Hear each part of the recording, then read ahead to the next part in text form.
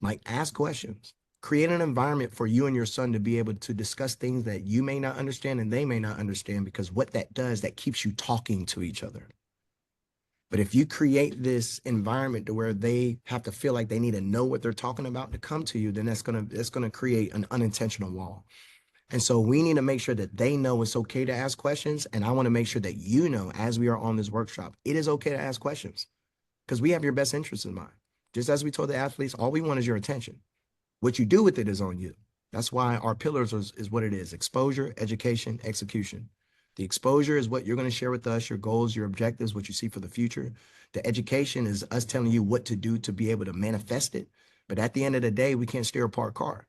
It is on you to put the keys in the ignition, crank the car up, put that thing in drive, and follow the coordinates in the GPS. And so the only way in order to be clear on the direction you're going is to ask questions to make sure that you can avoid any roadblocks or any type of speed bumps that could slow you down